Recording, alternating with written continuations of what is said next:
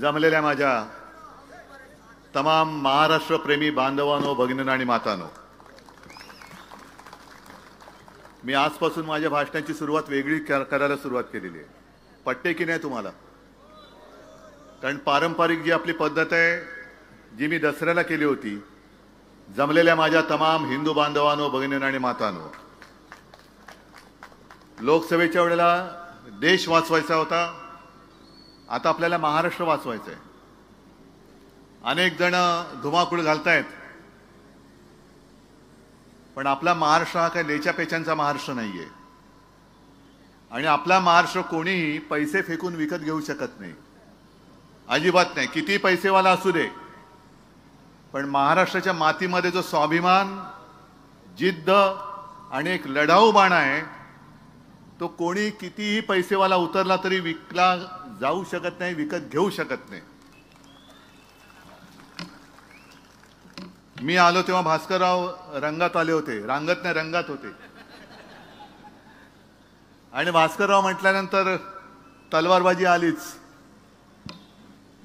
अनेक मुद्दे त्यांनी मांडले, तरी मला असं वाटतं भास्करराव मध्येच मी घुसलो म्हणून तुमचं भाषण तुम्हाला आवडतं घ्यावं लागलं. पण तरी देखील तुम्ही जे बोललाय तशा सभा घ्या आणि एकदा काय तो यांचा चुपडा साफ करून टाका. लोकसभेच्या वेळेला मी याच मैदानात आलो होतो आपल्याला भेटायला. एका गोष्टीचं म्हणजे मला अर्ध समाधान आहे आणि अर्ध थोडंसं वाईट पण वाटते, नाही बरंच वाईट वाटतंय. या भागाने आपल्याला चांगलं म्हणजे तुम्ही सगळ्यांनी चांगले आशीर्वाद दिले, खाली जरा डचपणलो. आता असं होता कामा नये. तिकडे सुद्धा मी जाणारच आहे, सिंधुदुर्गात पण जाणारच आहे, तिन्ही मतदारसंघात जाणार आहे. विशेष म्हणजे आपल्यावरती जे आरोप करतायत घराणेशाहीचे, त्यांना मला आता विचारायचे आहे की इकडे दोन भाऊ खातायत, तिकडे दोन भाऊ आणि एक वडील बसलेत खायला कोकण. म्हणजे कोकणामध्ये दुसरं कोणी जगायचंच नाही. इकडे वरच्या बाजूला आले का हे बसलेत आणि खाली गेलेत का ते बसलेत. मग सर्वसामान्य कोकणी बांधवाने आणि माता भगिनीने जायचं कुठे, करायचं काय? आमच्यावरती अगदी ठाकरे म्हणून घराणेशाहीचा आरोप तुम्ही केलात, मला मान्य आहेच, कारण मी ती परंपरा घेऊन पुढे चाललेलो आहे आणि ती परंपरा मी घेऊन पुढे चाललोय म्हणून आज माझ्याकडे काही नसताना हे सगळे आशीर्वाद देणारे माझी स्वतःची हक्काची माणसं माझ्यासोबत आहेत. परत एक वळण आलेले असं म्हणा पाहिजे तर, दुपारी मी कोल्हापूरला गेलो होतो, राधानगरीला. प्रचंड उत्साह, प्रचंड गर्दी. अगदी शेवटी लोक एवढी काय म्हणायचं तुम्हाला गच्च झाली की म्हटलं येऊ दे त्यांना, इकडे डी मध्ये येऊ द्या. अगदी स्टेजला खेटून लोक बसली. प्रचंड उत्साह. सगळीकडे एक आता मशाल पेटलेली आहे, धगधगायला लागलेली आहे. ज्या क्षणाची आपण वाट बघत होतो की कधी एकदा निवडणूक येते, तो क्षण आता आलेला आहे 20 तारखेला. आणि कोकण वरपासून खालपर्यंत अगदी थेट मुंबईपासून संपूर्ण किनारपट्टा, मला मशाल धगधगलेली पाहिजे. हे खोकेबाजीचं राजकारण आपल्याला आत्ताच जाळून भस्म करावं लागेल. जे वळण मी तुम्हाला सांगत होतो ते वळण केवळ उद्धव ठाकरेच्या अस्तित्वाचा विषय नाहीये, शिवसेनेच्या तर नाहीच आहे, पण आपल्या कोकणाच्या आणि महाराष्ट्राच्या अस्तित्वाचा प्रश्न निर्माण झालेला आहे. कोकण कोणाचं? गुंडांचं की माझ्या कोकणवासियांचं? हे तुम्ही ठरवायचंय. मी बोलून जातोय, पण ठरवणारे तुम्ही आहात. तुम्हाला कोकण आणि तुमचं भवितव्य, तुमचं भविष्य हे शिवशाही मानणाऱ्या शिवसैनिकाच्या, महाविकास आघाडीच्या कार्यकर्त्याच्या हातात द्यायचे की गुंडांच्या हातात द्यायचे, की जो पैशाचा माज दाखवून कोणी असेल तर मी विकत घेऊ शकतो, या एका गुरमीत चालणारी लोक आहेत, त्यांच्या हातामध्ये तुम्ही तुमची मुलं बाळ आणि तुमचं आयुष्य त्यांना तुम्ही देणार आहात का? देणार असाल तर तुमचा प्रश्न आहे. पण जे घेऊ इच्छितात त्यांना कळलं पाहिजे की तुमच्यात आणि त्यांच्यात मी उभा आहे, उद्धव बाळासाहेब ठाकरे उभा आहे. सगळेजण येत आहेत, बाळ मानेजी, तुम्ही ज्या सोनेरी क्षणांच्या आठवणी सांगितल्या, मी सुद्धा त्याला साक्ष आहे. पण एक प्रश्न मला पडतो की ते क्षण जे होते सुवर्ण अक्षरात लिहावे असे क्षण होते, काही नव्हतं आपल्याकडे. म्हणजे नगरसेवक निवडून आला तर आपल्याला केवढं अप्रूप वाटायचं की आपले नगरसेवक निवडून आले. आमदार खासदार तर खूप लांबची गोष्ट होती. पहिले आपले आमदार निवडून आले वामनराव महाडिक, केवढं आम्हाला, मी लहान होतो, केवढं अप्रूप वाटलेलं, अरे वामनराव महाडिक आमदार झाले, आमदार झाले. त्याच्यानंतर वामनराव महाडिकच पहिले खासदार झाले. अरे वामनराव खासदार झाले. खासदार म्हणजे काय होतं, आमदार म्हणजे काय होतं, मुंबईचा महापौर म्हणजे मोठं पद आहेच ते. पण आपल्याकडे काहीही नव्हतं तेव्हा आपण एकत्र आलो होतो.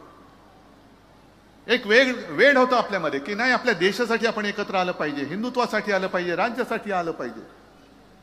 लढत लढत लढत म्हणजे हा लढा कधी संपतोय की नाही, अशा परिस्थितीमध्ये शिवसेना आणि भारतीय जनता पक्ष एकत्र राहिली होती. मग अशी भारतीय जनता पक्षाला काय अवदसा सुचली की ते जे काय होतं उद्दिष्ट गाठल्यानंतर तुम्ही संकट काळात तुमच्या सोबत राहिलेल्या शिवसेनेला बाजूला सारून टाकले. झालं, तुमचे आमदार झाले, खासदार झाले, मंत्री झाले, पंतप्रधान झाले.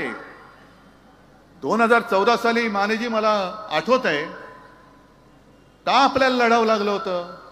काय हे जे आजचं पाप आहे ना, मी राधानगरीमध्ये जे सांगितलं तेच तुम्हाला सांगतोय. हे पाप माझ्या हातनं घडलेलं, हा गद्दार मी तुम्हाला दिला होता आणि केवळ तुम्ही माझ्यावरती भरोसा ठेवून त्याला निवडून दिला होता. तेव्हा शेवटच्या क्षणी अगदी 2 दिवस राहिले होते अर्ज भरायचे, मला एकनाथ खडसेंचा फोन आला. एक खडसेंनी सुद्धा सांगितले की उद्धवजी आता आपलं जमणं शक्य नाही. म्हटलं काय असं न जमण्यासारखं काय, सगळे गुण तर जुळतायत. गुण जुळले तरी आता 36चा आकडा का करताय तुम्ही. 36 गुण जुळले तरी देखील 36चा आकडा कशाला, आपण होते ना 2 दिवस आहेत, जुळून टाकू सगळं. नाही नाही म्हणे, आता आम्हाला वरनं निरोप आलाय, आता युती वगैरे काय करू नका. पण नाईलाज झाला माझा. अचानक उमेदवार आणायचे तरी कुठून, जे आपलं म्हणून आपण तयारी केली होती. नाही, रत्नागिरी म्हणजे बाळमाने म्हणजे भाजपला सोडली, हे म्हणजे यांना सोडलं, अचानक आणायचं कुठून. मग हे आलं भूत. लढलो आपण, झाला तुमचा दुर्दैवाने पराभव. पण त्याच्यानंतर 2019 साली तुम्ही सुद्धा एक दिलदारपणा दाखवला. युती झाल्यानंतर तुम्ही खळखळ नाही केलीत, बंडखोरी वगैरे केली नाही. तुम्ही परत या भूताला अगदी माने म्हटल्यानंतर मानेवरती घेतलं. आता हे भूत मानेवरनं उतरायला पाहिजे, हे उतरून टाकायचं. गेले 2.5 वर्ष, बरं 14 साली जेव्हा आपण घेतलं होतं तेव्हा मला सांगितलं की उद्धवजी मी निवडून येतो, पण मला मंत्री बनवाल ना. तेव्हा सत्ता आणायचीच होती. मी म्हटलं बनवतो मंत्री. 14ला नाही बनवू शकलो, पण आमची ख्याती अशी की आहे की शब्दाला पक्का, एकदा शब्द दिला की दिला, मग परत मागे घ्यायचा नाही. 19 साली सत्ता आली, आमचा शब्द आम्हालाच आठवला आणि बनवला याला मंत्री. त्या मंत्रिमंडळाच्या कालखंडामध्ये आणि आता गेल्या 2.5 वर्ष उद्योग मंत्री म्हणून तुम्ही जे काय काम केले असेल, तर घरचे उद्योग सोडा, बाहेरचे उद्योग किती केले ते सांगा पहिले. बाहेरचे उद्योग अनेक आणि इकडे ठणठणाट. काय रत्नागिरीकरांना मी विचारतोय, एक तरी उद्योग या उद्योग मंत्र्यांनी आणला रत्नागिरीत? महाराष्ट्राचं तर बातच सोडा, स्वतःच्या मतदारसंघाला जो एक उद्योग आणू शकत नाही, उद्योग देऊ शकत नाही, असे निरुद्योगी मंत्री हे परत बेशरमपणाने मत मागायला येत आहेत आणि आपण मत देणार आहात त्यांना. इकडे हे, तिकडे राजन साळवीचे विरुद्ध यांचे भाऊ, काय मोठमोठी त्यांनी लोकसभेच्या वेळेला पैशाची मस्ती दाखवली होती. जणू काय हे म्हणजे महाराष्ट्रामध्ये असं व्यक्तिमत्व झालंच नाही, असे सगळे होर्डिंग मुंबईत पण लावलेले. पण त्यांना कळत नाही की हा जो लढा आहे हा निष्ठावंताशी तुम्हाला लढायचा आहे. राजन साळवी हा शिवसेना प्रमुखांचा निष्ठावंत सैनिक आहे. हा तुमच्यासारखा लाच घेऊन, खोके घेऊन सुरतेला पळालेला नाही. त्यांच्यावरती अनेक दडपणं आणली, घरी धाडी पडल्या, पत्नीला मुलांना अटक करू म्हणाले तरी सुद्धा हटला नाही अजिबात. आणि म्हणून मी या निष्ठावंताला पुन्हा सांगितलेलं की राजन, तुम्हीच तिकडे योग्य आहात, लढा, बघू कोण गद्दार येतोय, आडवा करून टाकू त्यांना. म्हणजे मी लोकसभेच्या वेळेला आलो होतो तेव्हा या सगळ्या गोष्टी तुम्हाला सांगितल्या होत्या की धाड टाकल्यानंतर घरी शिवाजी महाराजांच्या पुतळ्यांची किंमत करता तुम्ही महाराजांच्या. नालायक लोकांनो, महाराज जर झाले नसते तर तुम्ही जिवंत राहिला असतात. इकडे महाराजांच्या पुतळा जो राजन साळवींच्या घरी आहे, सगळ्यांच्या घरी आहे, माझ्या घरी आहे, यांच्या घरी सुद्धा आहे. आणि महाराज फक्त पुतळ्यामध्ये नाही, महाराजांच्या हृदयामध्ये आहे. कराल किंमत तुमची, त्यांची किंमत कराल. इकडे राजांच्या घरी सापडलेल्या म्हणजे ठेवलेल्या शिवाजी महाराजांच्या पुतळ्याची किंमत केली किती, याची किंमत काय. मग मी तेच म्हणतोय, जी किंमत तुम्ही त्या पुतळ्याची करताय, त्या तिकडे सिंधुदुर्गात मोदींच्या अशुभ हाताने जो पुतळा उभा केला होता, जो कोसळला, त्याची किंमत केली तर तुमची लायकी कळेल त्याच्यात किती पैसे खाल्लेत. पण फसवलं आपल्याला. पंतप्रधान आले, पंतप्रधानांच्या हस्ते शिवाजी महाराजांच्या पुतळ्याचं अनावरण, आणि 8 महिन्यामध्ये पुतळा पडतो. महाराजांचा पुतळा पडू शकतो आणि महाराष्ट्र ते सहन करू शकतो. त्याच्यानंतर मोदीजींच्या ते लक्षात आलं की अरे ये तो कुछ तो गले पे अटक रहा है. मग त्यांनी महाराष्ट्रात येऊन माफी मागितली, आणि ती माफी सुद्धा कशी, गुरमीमध्ये धमकी जशी द्यावी तशी माफी मागितली. काय महाराष्ट्र म्हणजे काय तुम्हाला वाटतो काय हो, पाय पुसणं आहे काय महाराष्ट्र तुमचं, की कधी यायचं आणि ताई पुसून जायचं. महाराष्ट्र तुमचा पाय पुसणं नाहीये, महाराष्ट्र तुम्हाला पुसून टाकल्याशिवाय राहणार नाही. हा छत्रपती शिवरायाचा महाराष्ट्र, पुसून टाकू आम्ही तुमचं नाम निशाण. मग ते कोश्यारी होते, त्यांनी महाराजांचा अपमान केला होता. आपण मोर्चा काढला होता मुंबईत, हटाव कोश्यारी हटाव, महाराजांचा अपमान करणारा राज्यपाल नाही पाहिजे. नाही हटवला, कारण महाराजांचा अपमान झालाय. मोदींवरती जरा बोलून बघा, नाही तुमच्या घरामध्ये पोलीस आले ना तर मी काही हारायला तयार आहे. मोदींचा अपमान नाही करायचा, महाराजांचा झालं तरी चालेल. आणि म्हणून मी ठरवलेलं आहे, प्रत्येक सभेत मी सांगणार आहे, जे दसऱ्याला बोललो, की तुमच्या आशीर्वादाने आपल्या महाविकास आघाडीचं सरकार आल्यानंतर महाराष्ट्राच्या प्रत्येक जिल्ह्यात मी छत्रपती शिवाजी महाराजांचं मंदिर बांधल्याशिवाय राहणार नाही. देव आहेत ते, आमचे दैवत आहे. आणि केवळ महाराष्ट्राच्या प्रत्येक जिल्ह्यातच नाही, तर सुरतेमध्ये सुद्धा मी छत्रपती शिवाजी महाराजांचं मंदिर बांधल्याशिवाय राहणार नाही. आणि मी सुरतेमध्ये एवढ्यासाठी बोलतोय, आकसाने नाही म्हणत. हे गद्दार जिथे पहिले पळाले, जी इंग्रजांची वखार छत्रपती शिवाजी महाराजांनी स्वराज्यासाठी लुटली होती, धडा शिकवण्यासाठी त्यांना, तिथे हे पळाले. अरे स्वतः जे सुरतेमध्ये पळाले, ते सुरत महाराष्ट्र लुटते, ती लुटते थांबू शकतील. आणि म्हणून मी सुरतेमध्ये महाराजांचं मंदिर एवढ्यासाठी उभारणार की पुन्हा कोणी गद्दार इथून सुरतेला जाता कामा नये. कारण इथे सुद्धा महाराज आहेत आणि तिकडे सुद्धा महाराज आहेत, दोन्हीकडे महाराज आहेत. जिथे जाल तिकडे महाराज आहेत. तकमक टोकावरनं तुमचा कडेलोट करण्याची आज्ञा दिल्याशिवाय ते राहणार नाहीत. पण तुम्ही आज सुद्धा मरे कुठेतरी त्यांची सभा झाली, तेच बोलतायत, ते घरी बसून राहिले. अरे मी घरी बसून सगळ्यांची घरं सांभाळली, आणि म्हणून महाराष्ट्रातली जनता मला कुटुंब प्रमुख मानते. पण घरं फोडणारी अवलाद तुमची.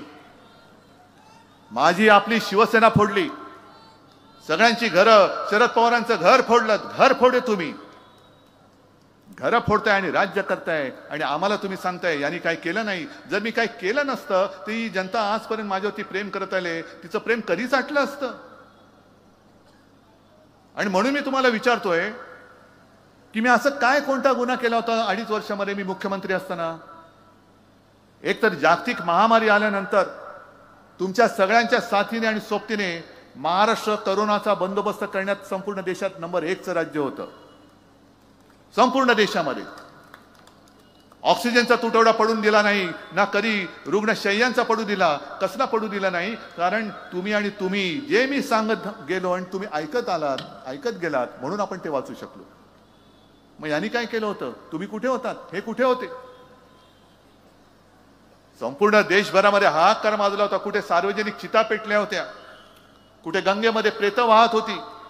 पण अशी एकही मृतदेहाची विटंबना आपल्या महाराष्ट्रामध्ये आपण होऊ दिली नाही. एकतर मृत्यू कमीत कमी कसे होतील ह्याची दखल आणि ह्याचा पूर्णपणाने खबरदारी आपल्या सरकारने तेव्हा घेतली होती. मग आपल्या सरकारने शिवभोजन थाळी दिली होती 10 रुपयामध्ये. आजही आहे की नाही चालू मला माहिती नाही. आपलं सरकार आल्यानंतर त्याचा विस्तार मी पुन्हा वाढवणार आहे. 10 रुपयात माझ्या गोरगरिबांना पोटभर अन्न हे मिळालंच पाहिजे. आणि परत मी आल्याशिवाय म्हणजे आपलं सरकार आल्यानंतर हे आपण केल्याशिवाय राहणार नाही, हे वचन मी आज तुम्हाला देतोय. त्याच्यानंतर काही जण सांगतात अहो बघा जरा. म्हटलं काय बघायचं? नाही, महिलांना जरा ते फसवतायत, महिलांसाठी योजना देत आहेत. मग इकडे माता भगिनी बसल्यात, त्यांना विचारतो ते जे काय तुम्हाला देत आहेत 1500 रुपये घर चालते का तुमचं? अनेक जण म्हणतात की आम्हाला 1500 मिळतात. जरूर, पण महागाई एवढी प्रचंड वाढले की 1500 रुपये आमच्या पर्यंत येईपर्यंतच ते संपून जात आहेत. मधल्या काळामध्ये मी संभाजीनगरला गेलो होतो आणि तिकडे शेतीच्या बांधावरती उतरल्यानंतर ज्या काम करणारे शेतमजूर महिला आहेत त्यांना मी विचारलं काय ताई 1500 रुपये मिळाले? होय मिळाले म्हणे. मग काय बरं चाललंय? त्याला कसलं बरं म्हणे? पोराचं ऍडमिशन थोडी होतं होय. पोराची ऍडमिशन म्हणजे तिला 1500 रुपये ठीक आहेत, पण मुलाचं मी शिकू कशाला? मी कष्ट का करते? आई वडील जे कष्ट करतात ते मुलं मोठी होण्यासाठी करतात. मुलगा माझा शिकला पाहिजे. ते घोषणा ठीक आहे, मुलगी शिकली, प्रगती झाली, 1500 देऊन घरी बसवली, ही त्याच्या शिक्षणाची किंमत. मग स्वतःच्या पायावर उभं कधी राहणार? कोण करणार उभं? आणि म्हणून मी ठरवलेलं आहे आपलं सरकार आल्यानंतर जसं मुलींना उच्च तंत्रज्ञानापर्यंत शिक्षण हे मोफत दिलं जातं तसं महाराष्ट्रामध्ये जन्मलेल्या प्रत्येक मुलाला सुद्धा आपलं सरकार मोफत शिक्षण दिल्याशिवाय राहणार नाही. मोफत शिक्षण, तुमच्या पायावर तुम्ही उभे राहा.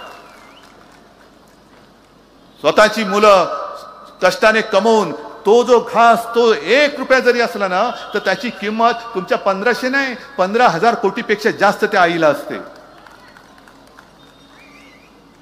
हे तुम्हाला कळणार नाही कारण तुम्ही सगळे घाऊक व्यापारी सगळे झाले, सगळे विकत घ्यायला निघालात तुम्ही. आणि म्हणून मी दुसरी जी योजना सांगतोय, जसं मनोज जोशी, रवींद्र मानेजी तुम्ही मंत्री होतात त्या सरकारच्या काळात आपण जीवनावश्यक 5 जीवनावश्यक वस्तूंचे भाव हे स्थिर ठेवले होते. मग त्याच्यामध्ये डाळ आली, तेल आलं, साखर आली, तांदूळ आला, गहू आला. शेतकऱ्याचं 1 रुपयानी सुद्धा नुकसान होऊ न देता आपलं सरकार आल्यानंतर या 5 जीवनावश्यक वस्तूंचे भाव 5 वर्षासाठी आम्ही स्थिर ठेवून दाखवल्याशिवाय राहणार नाही. हे असं काहीतरी द्या. फुकटचं काही नकोय, हक्काचं मागतोय आपण. हक्काचं मागतोय. हक्क पाहिजे. महिलांची सुरक्षा वाऱ्यावरती आहे. आणि दुपारच्या सभेत मी बोललो, बदलापूरमध्ये जी एक दुर्घटना घडली, म्हणजे अत्याचार झाला एका शाळकरी मुलीवर.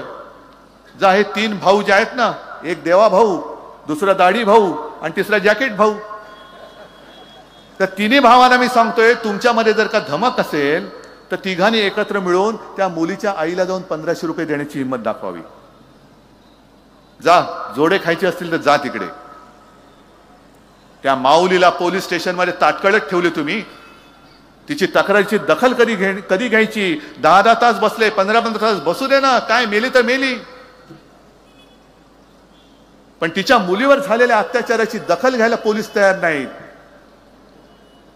आणि त्या मुलीचं जीवन उद्ध्वस्त करणाऱ्या नराधमाला तुम्ही गोळी घातली. ती गोळी मी दसऱ्याला बोललो ना, तर शिंदेला गोळी घालायला पाहिजे होती, तो भाग वेगळा. पण महिलांची सुरक्षा वाऱ्यावरती आहे. म्हणून आम्ही ठरवले, एक तर जसं पोलीस स्टेशन एक सर्वसाधारण पोलीस स्टेशन असतं तसं महिलांसाठी पोलीस अधिकारी आणि महिला पोलीस शिपाई असलेली स्वतंत्र पोलीस ठाणी आम्ही महाराष्ट्रामध्ये निर्माण करू. जिकडे महिला जातील त्यांची तक्रारीची दखल त्वरित घेतली जाईल आणि ताबडतोब कारवाई होईल. शिक्षण आहे, सगळं आहे, ह्याच्याकडे कोणाचं लक्षच नाहीये. फक्त आमदार कसे फोडायचे, सत्ता कशी आणायची. घे, हा मोठा झाला घे त्याला, तो मोठा झाला घे त्याला. काय सट्टा बाजार लावलाय तुम्ही? आज सुद्धा रोजगाराच्या नावाने सगळं ठणठणाट आहे. कुठेही नवीन रोजगार आलेले नाही. कोरोनाच्या काळामध्ये आपण 6.5 लाख कोटींचे सामंजस्य करार करून दाखवले होते. आणि आपलं सरकार जर का ह्या गद्दारांनी पाडलं नसतं तर आज त्याच्यापैकी बरेचसे उद्योग हे महाराष्ट्रामध्ये सुरू झालेले आपल्याला दिसले असते. पण या उद्योगाबद्दल बोलायचं नाही. आणि उद्योग कोणते द्यायचे? म्हणजे टाटा एअरबस कुठे नेला? गुजरात. आणि माझ्या कोकणाच्या माथ्यावर काय मारतायत? बारसू रिफायनरी. बारसू पाहिजे तुम्हाला? म्हणजे बारसू मला पाहिजेच, पण रिफायनरी पाहिजे. मग जसं मी नाणारच्या वेळेला एक वचन दिलं होतं आणि मी ते करून दाखवलं, नाणार रिफायनरी रद्द करून दाखवली होती, तसंच मी वचन देतोय की तुमचा आशीर्वाद द्या, मी बारसू रिफायनरी इकडनं हद्दपार करून दाखवतो, रद्द करून दाखवतो. आणि त्यावेळेला एक गफलत होती, असं भासवलं जात होतं की हे खूप चांगलं आहे. पण जनतेला विचारण्याच्या ऐवजी, विचारण्याच्या आधी तुम्ही जनतेच्या माथ्यावरती प्रकल्प लादताय. आणि हेच जे काय सगळे गोष्ट आहे ती कुठली MIDC रद्द केलेली पुन्हा जिवंत केली. कशासाठी केली? कोणासाठी केली? कोणाच्या सांगण्यावरून केली? जनतेला काय हवंय? जनतेला काय आवश्यक आहे? तुमच्या कॉन्ट्रॅक्टर मित्राला काय पाहिजे? त्याच्यासाठी माझी जनता नाहीये. मला मोठा धक्का असा बसला, मला असं वाटलं होतं की अदानीचा प्रकल्प हा धारावीपुरताच आणि मुंबईपुरता मर्यादित आहे. म्हणजे अदानीचा हा राक्षस हा फक्त मुंबईमध्ये आहे. पण मी राधानगरीला गेल्यानंतर तिथल्या आपल्या उमेदवारांनी सांगितलं, KP पाटील, की आमचं हक्काचं पाणी ह्यांनी अदानीला विकले. म्हटलं पाणी विकतायत? तिकडे मुंबई विकली, तिकडे कोल्हापूरमध्ये पाणी विकलं, चंद्रपूरमधली एक शाळा अदानीला दिली. म्हणजे काय महाराष्ट्राचं नाव हा महाराष्ट्र कोणाचा आहे? छत्रपती शिवाजी महाराजांचा राहणार आहे का अदानीचा महाराष्ट्र होणार आहे? शाहू फुले आंबेडकरांचा महाराष्ट्र राहणार आहे का मोदी आणि शहांचा महाराष्ट्र होणार आहे? या सगळ्या गोष्टी ठरवणार ही निवडणूक आहे. काय लोक जे ऐकतायत, सगळीकडे जाहिराती आता खूप झालेल्या आहेत, सगळ्या जाहिराती, आम्ही तेच बोलतोय, तेही तेच बोलतायत. पण शेवटी जनता विचारते, बाबा तुमचं भांडण तुमच्यापाशी ठेवा, तुम्ही मला काय देणार आहात? आम्ही हे तुम्हाला देणार आहोत. 5 जीवनावश्यक वस्तूंचे भाव स्थिर, तुमच्या मुलांना मोफत शिक्षण, मुलांसाठी शिकल्यानंतर रोजगारासाठी औद्योगिक, जागतिक दर्जाचं औद्योगिक केंद्र हे मुंबईत आणि महाराष्ट्रामध्ये आपण आणणार आहोत. जे सुद्धा केंद्र यांनी गुजरातचं पळवलं, वित्तीय केंद्र, सगळं गुजरात गुजरात गुजरात. गद्दार पळाले गुजरात, उद्योग पळाले गुजरात. महाराष्ट्राचं मंत्रालय सुद्धा उदयाने गुजरातला नेलं तर आश्चर्य वाटण्याचं कारण नाहीये. कारण एवढी जुलम आणि दडपशाही चालले, कोणी यांच्याकडे जाब विचारण्याचं धाडस करत नाही. एकटी फक्त शिवसेना, आणि म्हणून तुमची शिवसेना, आपली शिवसेना त्यांनी फोडून टाकली. कारण मी तिकडे मध्ये होतो मुख्यमंत्री म्हणून, दिल्लीची हिंमत नव्हती महाराष्ट्राकडे वाकड्या नजरेने बघण्याची. काय हिंमत होती? एक सुद्धा उद्योग मी नेऊ दिला नव्हता. आणि पुन्हा आपलं सरकार आल्यानंतर हे सगळे पळवलेले उद्योग, ठीक आहे तिकडे सुखात असतील तर असू दे, पण नवे उद्योग मी महाराष्ट्रात आणल्याशिवाय राहणार नाही. जे करोना काळात मी करून दाखवलं होतं, मी करून दाखवलंय, म्हणून मी आत्मविश्वासाने बोलतोय. पण या सगळ्या गोष्टी तुम्हाला हवेत की नको आहेत? आज सुद्धा या सगळी यादी आहे मोठी, वाचायची तरी किती?